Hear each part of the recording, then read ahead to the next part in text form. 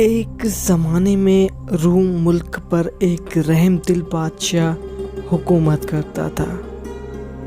बादशाह बड़ा इंसाफ पसंद, नेक सीरत और बहादुर था। बादशाह की एक ही बेटी थी जिसका नाम अफशीन था। शहजादी अफशीन बेहद खूबसूरत और ज़हीन थी। बादशाह और मुल्क उसे देख देख कर जीते थे।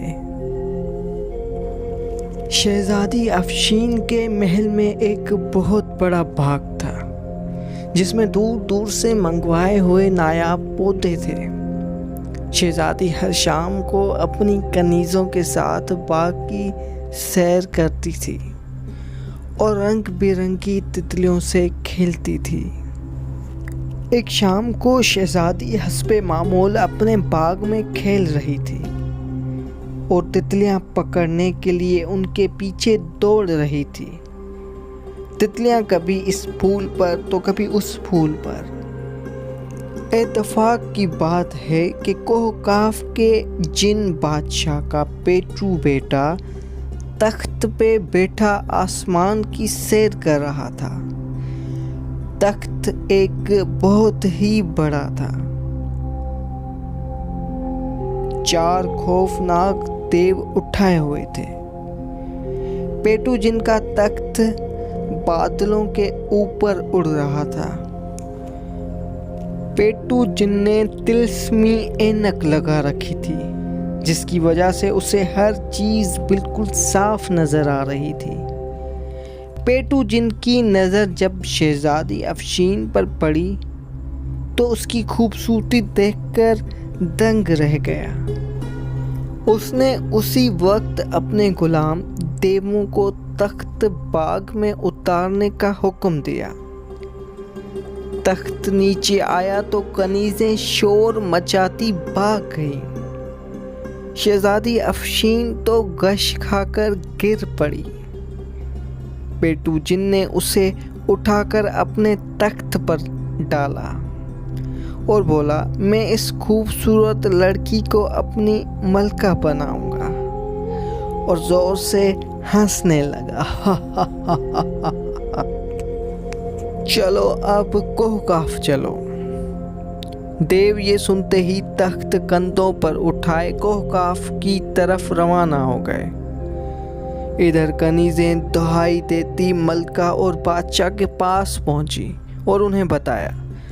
मलका तो हाय मेरी बच्ची कहकर वहीं गिर पड़ी और बेहोश हो गई। बादशाह घबराहट में नंगे पांव बाग की तरफ भागा, मगर अब वहां क्या था, कुछ भी नहीं। शहजादी अफशीन को तो पेटू जिन उठाकर ले गया था। पूरी सल्तनत में कोहराम मच गया। जिसने भी सुना आंसू बहाने लगा था। बादशाह ने शाही नजूमी और वज़ीर आज़म से मशवरे के बाद ऐलान कर दिया कि जो शख्स शहजादी अफशीन को कोहकाफ के जिन से कैद या आज़ाद करा के लाएगा वही तख्त ताज का वारिस होगा। इस ऐलान को सुनते ही बहुत से मनचले शहजादे और नौजवान अपने घरों से निकल पड़े, मगर किसी को भी कोहकाफ का रास्ता मालूम नहीं था। इधर उधर भटक कर नाकाम लौट आए। वहीं बादशाह की सल्तनत में एक नौजवान ताजिर रहता था जिसका नाम उस्मान था। उसने जब ये ऐलान सुना तो सोचा किस्मत आजमानी चाहिए, शायद खुदा मेरी मदद करे और मैं शहजादी को जिनकी कैद से छुड़ा लाऊं। ये सोचकर उस्मान ने सामाने सफ़र बांधा और घोड़े पर सवार होकर मशरिक़ की तरफ रवाना हो गया। दोपहर के वक्त उस्मान एक जंगल में पहुंचा और एक घने दरख्त के नीचे लेटकर आराम करने लगा। अभी चंद ही मिनट गुजरे थे कि चूं चूं की दर्द भरी आवाज़ ने उसे चौंका दिया। इसने निगाह उठाई तो क्या देखा कि दरख्त की एक शाख पर बैठी चिड़िया के गिर्द एक खतरनाक काला सांप लिपटा हुआ है और इसे डसना ही चाहता है। ताजिर उस्मान को चिड़िया पर बड़ा रहम आया, मगर मसला ये था कि चिड़िया को बचाया किस तरह जाए। जितनी देर में वो दरख्त पर चढ़ता, सामने चिड़िया को डस लेना था। सोचते सोचते उस्मान के जहन में एक तरकीब आ गई। इसने जल्दी से घोड़े की ज़ैन से लटकी ढाल उतारी। ढाल शीशे की तरह चमकदार थी। उस्मान ने ढाल को ज़मीन पर इस तरह रखा कि उसका रुख दरख्त पर बैठे सांप की तरफ गया। काले सांप ने जब चमकती ढाल में अपना अक्स देखा तो समझा कोई और सांप आ गया है। वो बड़े गजबनाक अंदाज में फन फैलाकर फनकारने लगा। ताजिर उस्मान ने बड़ी फुर्ती से कमान में से तीर जोड़ा और अल्लाह का नाम लेकर छोड़ दिया। ए आदमजाद, तुम्हारा बहुत बहुत शुक्रिया। तुमने मेरी जान बचाई। मैं परियों की मलका की खास कनीज़ हूँ। आज चिड़िया बनकर शेर को निकलकर इस सांप के हत्थे जड़ गई। अगर तुम ना आते तो इस मौजी ने मुझे मार डालना था। उस्मान ने हंसकर कहा, ए परी, यह हर इंसान का फ़र्ज़ है कि वो जानवरों पर रहम खाए और उनकी मदद करे। परी खुश होकर बोली, तुम बहुत अच्छे इंसान हो। बोलो, मैं तुम्हारी क्या मदद कर सकती हूँ? उस्मान ने कहा, मैं रूम की शहज़ादी अफशीन को जिनकी कैद से आज़ाद करने कोहकाफ जा रहा हूँ। अगर तुम मुझे कोहकाफ तक पहुँचने का रास्ता बता सको तो बड़ी मेहरबानी होगी। परी ये सुनकर सोच में पड़ गई। फिर कहने लगी, ये तुमने बड़े मुश्किल काम का बेड़ा उठाया है, लेकिन बहादुर लोगों के लिए कोई काम मुश्किल नहीं हुआ करता। ये लो, ये आम रख लो और इसे जंगल के जनूबी हिस्से में मौजूद बरगद के पुराने दरख्त के करीब पहुंचकर आम को चीर देना। उस दरख्त के नीचे बोनों की बस्ती है। वो आम खाने के बेहद शौकीन हैं। वो तुमसे आम मांगेंगे, मगर तुम हरगिज़ ना देना और कहना, अगर बोना बादशाह मेरे साथ कोहकाफ तक चले तो मैं आम दूंगा। आजकल आमों का मौसम है। मुझे यकीन है कि बोना बादशाह तुम्हारी बात मान लेगा। बस उसके बाद तुम्हें क्या करना है ये बोना बादशाह ही बताएगा। उस्मान ने परी का शुक्रिया अदा किया। उसने अपना एक पर तोड़कर ताजिर को दिया और कहा, जब भी तुम किसी मुश्किल में फंस जाओ तो इस पर को बालों में लगाना, मैं तुम्हारी मदद को पहुंच जाऊंगी। अच्छा, खुदा हाफिज। परी चली गई तो ताजिर उस्मान उठा और घोड़े पर बैठकर बरगद के दरख्त की तरफ चल दिया। चलते चलते आखिर वहां पहुंचकर उसने हिदायत के मुताबिक आम निकाला और चीरा तो हर तरफ आम की खुशबू फैल गई और खुशबू बोनों की बस्ती में पहुंची तो सारे बोने बेकरार हो गए और बोने बादशाह के साथ बाहर निकल आए।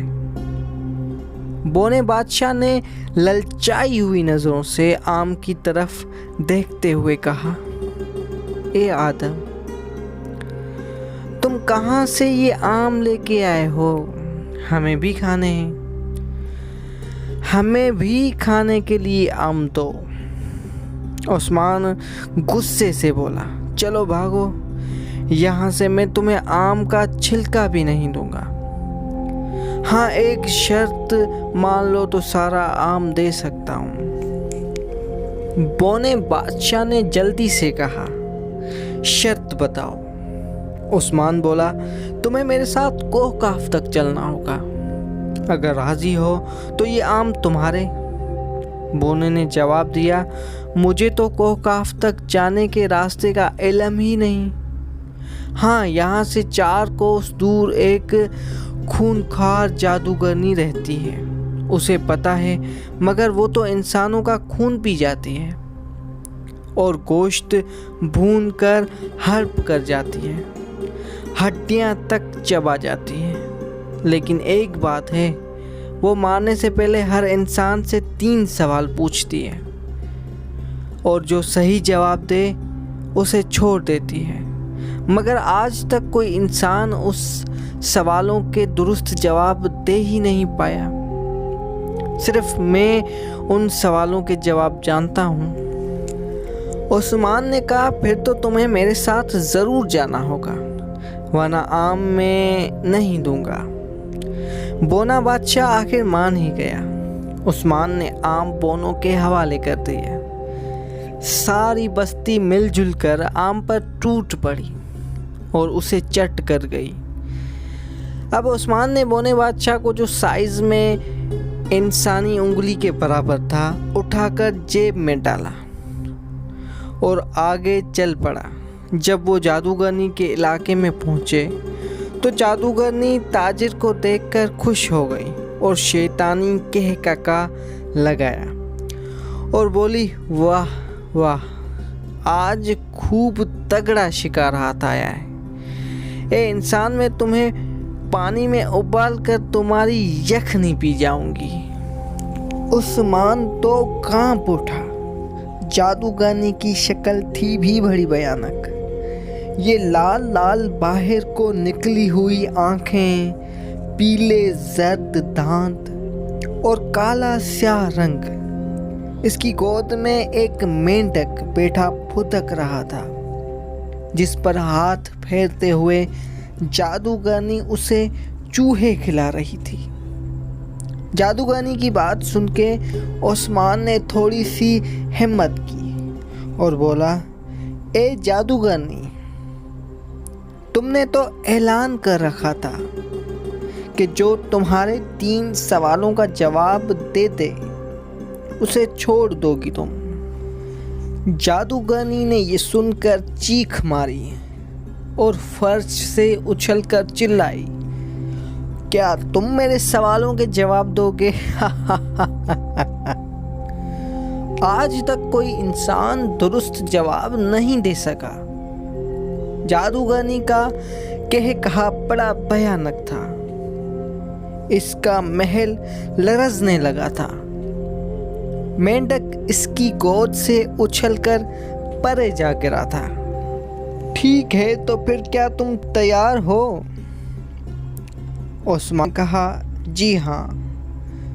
जादूगरनी ने पहला सवाल किया, बताओ 10 मन वजनी पत्थर को किस तरह फूंके मारकर उड़ाया जा सकता है?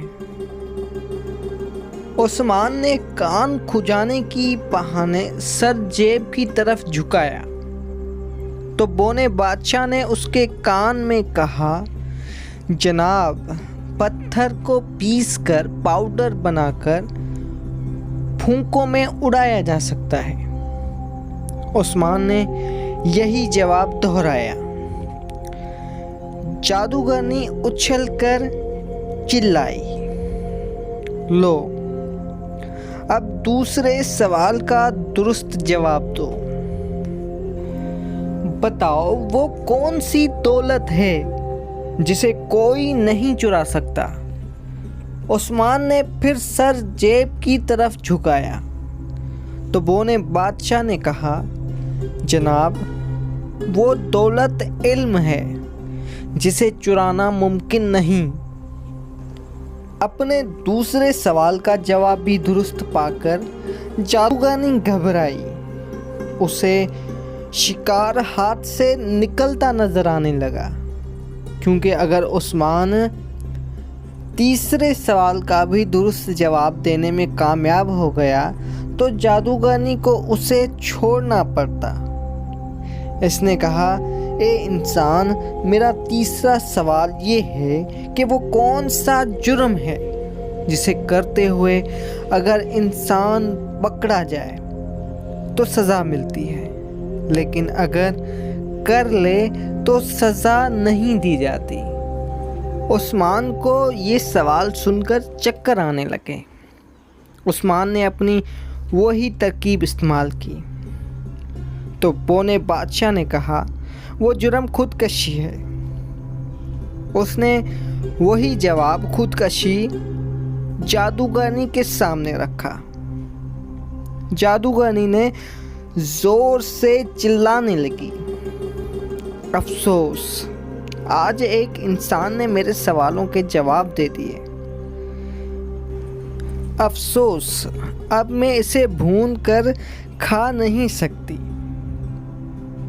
जा, चला जा, मैं तुझे छोड़ती हूँ, तू आज़ाद है। उस्मान ने कहा, ए जादूगरनी, एक मेहरबानी कर मुझे कोह काफ जाने का रास्ता बता दे। दोस्तों, यहाँ इस कहानी में जादूगरनी मुसलमान नहीं थी, तो उसको ये पता नहीं था कि अल्लाह ताला मरने के बाद कभी भी खुदकुशी करने वाले को माफ़ नहीं करता, और ये बात हक है। तो अब चलते हैं कहानी की तरफ। उस्मान ने कहा, ए जादूगरनी, एक मेहरबानी कर मुझे कोह काफ जाने का रास्ता बता। मैं अपने मुल्क की शहजादी को जिन की कैद से आज़ाद करवाना चाहता हूँ। जादूगरनी कहने लगी, मैं तुम्हारी जहानत से खुश हूँ। ले, ये गेंद ज़मीन पर फेंक दे। यानी जादूगरनी ने उस्मान को एक गेंद दी। गेंद यानी एक बॉल। और उसके पीछे पीछे चलता जा। ये गेंद तुझे खून के दरिया के किनारे तक पहुंचा देगी। इस दरिया के पार कोह काफ की हदूद शुरू होती है। दरिया के किनारे एक चुड़ैल रहती है, वही दरिया की मुहाफिज है। अगर तुम उसे मारने में कामयाब हो गए तो दरिया पर एक पुल खुद ब खुद बन जाएगा, जिस पर से गुजरकर तुम दूसरी तरफ जा सकोगे। खबरदार, दरिया के खून में तैरने की कोशिश न करना, वरना पत्थर के बन जाओगे। उस्मान ने गेंद ज़मीन पर डाली। गेंद खुद ब खुद बढ़ने लगी और ताजिर उस्मान उसके पीछे चलने लगा। बोना बादशाह इसकी जेब में था और उसे मज़े मज़े के लतीफ़े सुनाकर हंसा रहा था। अब हम शहज़ादी अफशीन की खबर लेते हैं कि वो किस हाल में है। पेटू जिन ने उसे चांदी के एक बहुत बड़े पिंजरे में कैद कर दिया था और उसे मजबूर करता था कि इससे शादी कर ले। इस वक्त भी पेटू जिन कह रहा था, ए शहज़ादी, मेरी बात मान ले, यहाँ कोई तेरी मदद को नहीं आ सकता। शहज़ादी अफशीन ये सुनकर रोने लगी। पेटू जिन ने उसे रोते देखा तो हाथ जोड़कर बोला, रो मत प्यारी शहज़ादी, मैं अभी तुम्हारे लिए मीठी गोलियां मंगवाता हूँ। पेटू जिन ने एक देव को गोलियां लाने का हुक्म दिया।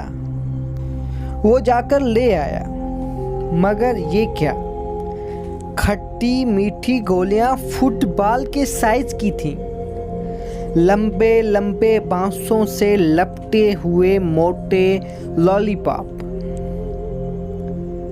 और ईंट ईंट जितने चॉकलेट थे। पेटू गुस्से से बोला, अहमक देव, तुम जिन्नों के खाने वाली गोलियां और लॉलीपॉप लेके आए हो। जाओ, इनके टुकड़े करके लाओ, इन्हें शहजादी ने खाना है। देव चला गया। पेटू जिन ने शहजादी को रोना बंद करने के लिए कहा, मगर वो रोती रही। तो पेटू जिन्ने गुस्से में आ गया और उसने जोर से दहाड़ा कि महल कांप उठा। इसने कहा, ए नादान शहजादी, तुझे मेरी बात मानना पड़ेगी, वरना मैं तुझे मार डालूंगा। मैं तुझे 3 दिन की मोहलत देता हूं। अच्छी तरह सोच ले, या तो मुझसे शादी करके राजी हो जा या मरने के लिए तैयार हो जा। पेटू जिन ने ये कहा।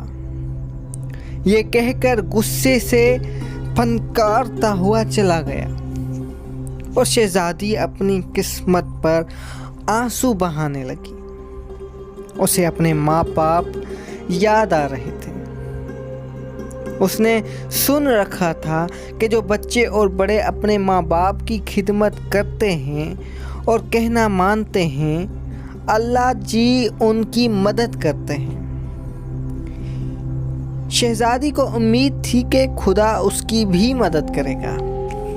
उधर ताजिर उस्मान गेंद का पीछा करता हुआ दरिया तक पहुंच गया। उसने देखा कि दरिया में पानी की बजाय खून बह रहा है और गाढ़ा खून बह रहा है। इस दरिया के किनारे काले रंग का एक पुराना महल था। इसमें वो खून ख्वार चुड़ैल रहती थी जो दरिया की मुहाफिज थी। इस चुड़ैल ने ताजिर की बू सूंघ ली थी और आदम बू के नारे लगाती भागती चली आ रही थी। इस चुड़ैल के 4 हाथ और 4 आंखें थी। गले में सांपों की माला थी। लंबी सुर्ख जबान मुंह से बाहर लटक रही थी और दांत चमक रहे थे। उस्मान और बोना बादशाह एक दरख्त के पीछे छुपे हुए थे। डरावनी शक्ल वाली चुड़ैल चीखें मारती इधर आ रही थी। दरख्त के करीब आकर इसने कहका लगाया और तन्ने पे जोर से हाथ मारा। दरख्त टूटकर परे जा गिरा। उस्मान उसके नीचे आते आते बचा। इसने फौरन तलवार निकाली और कहा, एक खूनख्वार चुड़ैल, मरने के लिए तैयार हो जा। मैं तुझे तलवार से काट डालूंगा। चुड़ैल दांत निकालकर हंसने लगी। इसकी खौफनाक हंसी ने भौचाल सा आ गया। दरख्तों पर बैठे परिंदे फड़फड़ाकर उड़ गए। इसने गरज कर कहा, तेरी ये मजाल, मैं तुझे चुटकियों में मसल कर रख दूंगी। तेरा गोश्त खाकर तुम्हारा खून इस दरिया में बहा दूंगी। उस्मान ने तलवार से वार किया। तलवार चुड़ैल के बाजू पर पड़ी मगर उस पर कोई असर न हुआ। उसे जख्म तक नहीं आया। अब तो उस्मान के हाथ पांव फूल गए। बोना बादशाह जेब में कूदता हुआ बोला, हाय मर गए। चुड़ैल हाथ फैलाकर उस्मान की तरफ बढ़ी। उसी वक्त उस्मान ने जेब से परी का दिया हुआ पर निकालकर बालों में लगाया। बस फिर क्या था कि एक धमाके के साथ परी आ मौजूद हुई। उसके हाथ में सोने की कमान थी जिस पर फौलादी तीर जड़ा हुआ था। उसने आते ही तीर चलाया। तीर सीधा चुड़ैल के सीने में लगा। इसने जोरदार चीख मारी और जमीन पर गिरकर तड़पने लगी। इसकी आंखें बाहर निकल आईं और वो चीखती हुई मर गई। बुरे काम का बुरा अंजाम होता है। ये चुड़ैल सैकड़ों इंसानों को हड़प कर चुकी थी और आज खुद मारी गई। उस्मान ने कहा,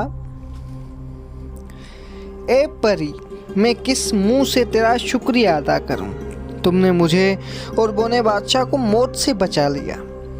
परी ने हंस के जवाब दिया, जो कोई नेकी करते हैं उसका सिला उन्हें ज़रूर मिलता है। तुमने मेरी जान बचाई थी, आज मैं तुम्हारे काम आ गई। अच्छा, खुदा हाफिज। परी चली गई। खून के दरिया पर अब एक पुल बन चुका था। उस्मान उस पुल से गुजरकर कोहकाफ में दाखिल हो गया। कोहकाफ की सरजमीन पर कदम रखना था कि न जाने किधर से आवाज़ें आने लगी। ए नौजवान, भाग जा वरना मार डालेंगे। ये जुनून की बस्ती है, यहाँ इंसान का क्या काम। भाग जा, भाग जा। पहले तो उस्मान ने ये आवाज़ें सुनकर घबरा गया, फिर हौसला करके आगे बढ़ा। तलवार इसने दोनों हाथों में थाम रखी थी। कुछ देर तक आवाज़ें आती रहीं, फिर बंद हो गईं। उसी वक्त सामने वाले पहाड़ से एक बहुत बड़ा परिंदा नमूदार हुआ। ये कोहकाफ का खूनी परिंदा था, जिसका नाम उड़न हाथी था। इसका जिस्म 3 हाथियों के बराबर था। रंग स्याह था और 4 टांगें थी। इसकी कमर पर 2 बड़े बड़े 2 पर थे और मुंह के आगे सूंड की बजाय एक लंबी नोकीली चोंच थी। इस नई आफत को देखकर उस्मान ने तलवार सौंठ ली। उड़न हाथी बड़े तेजी के साथ इसके सर पर आ पहुंचा। उसने अपनी ऐसी बड़ी सी चोंच खोली और बड़ी फुर्ती से झुककर उस्मान को निगल लिया। उस्मान को लगा जैसे वो किसी सड़क पर फिसल रहा हो। वो फिसा हुआ एक अंधेरे कमरे में जा गिरा। ये उस उड़ान हाथी का पेट था। उस्मान पेट में खड़ा हो गया। उसे कुछ नज़र नहीं आ रहा था और सांस लेने में भी वक्त हो रही थी। मगर फिर ये मुश्किल हल हो गई। उड़न हाथी ने अपनी चोंच खोल दी। रोशनी और हवा अंदर आने लगी। बोने बादशाह ने कहा, बाप रे, ये खौफनाक परिंदा मेरे बाप नहीं दादा बल्कि नहीं पर दादा ने भी नहीं देखा होगा। उस्मान ने कहा, अब इस जगह से निकलें कैसे? कुछ देर यहाँ रहे तो इस परिंदे के पेट के तेजाब हमें हजम कर लेंगे। मेरा ख्याल है तलवार के ज़रिए सुराख करके बाहर निकलना चाहिए। उस्मान ने खुदा का नाम लिया और तलवार से भरपूर वार किया। उड़न हाथी का गोश्त इस तरह कटा जैसे साबुन हो। वो चीखें मारता हुआ अपनी टांगों पर घूमने लगा। ऐसा करने से पेट में गोया जलजला आ गया और उस्मान उड़न हाथी के पेट में कलाबाजियाँ खाने लगा, मगर संभल कर वो तलवार चलाता रहा। उड़न हाथी को बड़ी तकलीफ हो रही थी। इसने उस्मान को बाहर उगल दिया। उस्मान धड़म से बाहर ज़मीन पर गिर पड़ा। गिरते ही वो उठा और तलवार सौंटी। उसी वक्त उड़न हाथी ने कराहते हुए इंसानी आवाज़ में कहा, ए आदमजाद, मुझे मारना नहीं। तुम जो कहोगे मैं वही करूँगा। उड़न हाथी को बोलते देखकर उस्मान हैरान रह गया। कोहकाफ बड़ी अजीब दुनिया है। वहाँ ऐसी मखलूक पाई जाती है कि अक्ल मानने से इनकार कर देती है। उस्मान ने कहा, ठीक है, मैं तुम्हें हलाक नहीं करता। तुम्हें जुनू के खिलाफ मेरी मदद करनी होगी, यानी जो जिन है उनके खिलाफ मेरी मदद करनी होगी। वो हमारे मुल्क की शहजादी को उठा लाए हैं। उड़न हाथी ने कहा, मुझे मंजूर है, मैं यहाँ के उड़न हाथियों का सरदार हूँ। हमारी तादाद 50 है। जब भी तुम मगरिब की तरफ मुंह करके मुझे आवाज़ दोगे, मैं अपने साथियों समेत तुम्हारी मदद के लिए आ जाऊंगा। उस्मान ने कहा, ठीक है, खुदा हाफिज। उस्मान आगे बढ़ गया। एक दिन और एक रात मुसलसल सफ़र के बाद वो पेटू जिन के महल के पास पहुंच गया, जहां से शहजादी अफशीन कैद थी। पेटू जिन को जब खबर मिली कि एक इंसान शहजादी को रिहा कराने आया है, तो वो कह लगाने लगा और अपने महल की छत पर आकर बोला, ए आदमजात, तुम हमसे टक्कर लेने आया है? अपना कद देख, अपनी ताकत देख, जा, चला जा, मैं तुम्हारी जान बख्शता हूँ। उस्मान ने बड़ी जुर्रत से कहा, ओ बदबख्त जिन, गुरूर ना कर। कभी कभी चींटी भी हाथी को मार डालती है। अपनी खैरियत चाहता है तो शहजादी को आज़ाद कर दे। पेटू जिन गुस्से में आकर फनकारने लगा। उसने अपने गुलाम देवों को हमला करने का हुक्म दिया। उस्मान ने उसी वक्त मगरिब की तरफ मुंह करके पूरी ताकत से कहा, ए उड़न हाथियों, मेरी मदद के लिए आओ। फौरन उड़न हाथियों के जत्थे आसमान पर नमूदार हुए। हर तरफ अंधेरा सा छा गया। उड़न हाथियों ने अपनी चोंचों में कई मन पत्थर दबोच रखे थे। उन्होंने उड़ते हुए ये पत्थर देवों पर फेंकना शुरू कर दिए। एक देव की चमकती टिंड पर पत्थर पड़ा तो वो तरबूज की तरह फट गई और देव मर गया। देखते ही देखते मैदान देव की लाशों से भर गया। उस्मान महल में घुस गया। पेटू जिन कई गज लंबी तलवार थामे उसके सामने आ गया। मुकाबला शुरू हो गया। पेटू जिन बड़ा माहिर तलवारबाज था। उस्मान डटकर उसका मुकाबला कर रहा था, मगर पेटू जिन हार मानने को तैयार ही नहीं था। बोने बादशाह ने ये देखा तो उस्मान की जेब से जादू करने वाला गेंद निकालकर पूरे जोर से पेटू के मुंह पर मारा। गेंद फट गया और उससे काला धुआं निकला। पेटू जिन बेहोश हो गया। उस्मान ने लपक कर उसका सर काट लिया। पेटू जिन तड़पता हुआ खत्म हो गया। शहजादी अफशीन को चांदी के पिंजरे से निकालकर उस्मान वापस चल दिया और मंजिलों पर मंजिलें तय करता मुल्क रूम पहुंच गया। बादशाह और मलका ने जब अपनी बेटी को जिंदा सलामत देखा तो खुशी से निहाल हो गए। उस्मान और शहजादी अफशीन की शादी हो गई। बादशाह ने तख्तो ताज भी उस्मान के हवाले किया। उस्मान ने कई साल तक बड़े अदलो इंसाफ के साथ हुक्मरानी की। दोस्तों, उम्मीद है कि आपको शहजादी अफशीन की कहानी पसंद आई होगी। ऐसी ही मज़ीद इंटरेस्टिंग कहानियों के लिए मेरे चैनल को सब्सक्राइब करें और बेल आइकन पर ज़रूर क्लिक करें। अल्लाह हाफिज़।